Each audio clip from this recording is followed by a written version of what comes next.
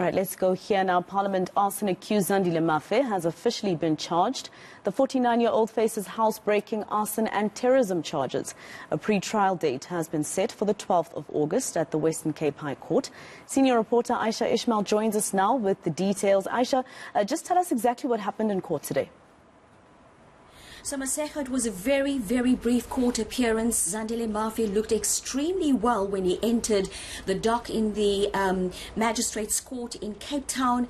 And as you said in your introduction, he's now been officially charged.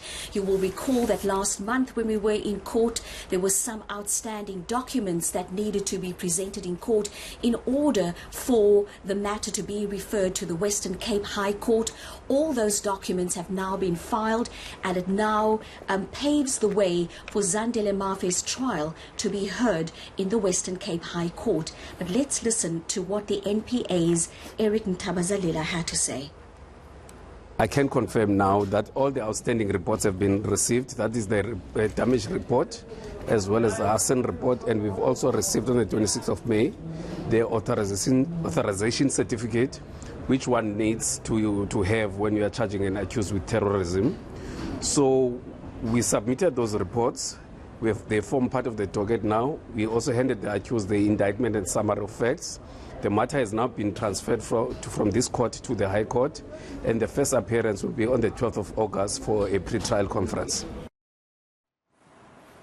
All right, so this means that there's going to be pre-trial first. This is, Ayesha, if you could just correct me, this is when the state shows the High Court that it is in fact ready for trial, and then the High Court will decide when the trial will begin. Am I correct? That is correct, but it's also an opportunity for Zandile Mafe's legal team to get together with the state to make sure that all the documents are in order, and also to make sure that the state has furnished the defense with all the documents that they need to prepare their trial for their client.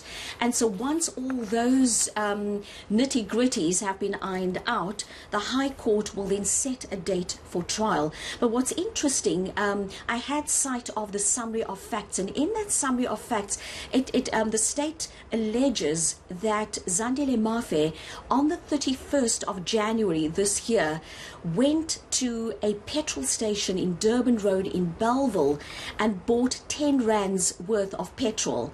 Now, I mean, if he had to buy 10 rands worth of petrol today, he wouldn't get very much. But on the 31st of January, he went to this petrol station, according to the state, bought 10 rands worth of petrol, and then found his way to Parliament. And what's interesting is that the state alleges that he managed to scale a fence when police officers who were guarding the periphery at Parliament, when they stepped away from their post, he then scaled the fence, and that is how he got onto the precinct.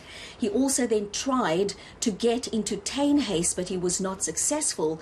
But he did manage to get into the new assembly, and it was in the new assembly where, according to the state again, he managed to get together papers, also pieces of curtains which he used as additional kindling, and then proceeded to set the new assembly alight. What is also interesting, according to the summary of facts, is that he then, once he set alight the new assembly, moved over to a window in the old assembly and apparently waved at some police officers who were on the precinct. And as he exited the old assembly building from that window, it was at that point that the state alleges that he was arrested and immediately detained. Just very quickly and lastly, Ayesha, in terms of Parliament itself, we know that the President is supposed to deliver his budget speech today, but that can't happen in Parliament because of what happened in January. In terms of the status of actually fixing what was damaged in Parliament, where are we with that? Well, we know that that damage report is with the Minister of Public Works. We're yet to have sight of that report, but as we well know, that the damage is extensive. All right, senior reporter Ayesha Ismail joining us from our Cape Town offices. Let's leave it there for now.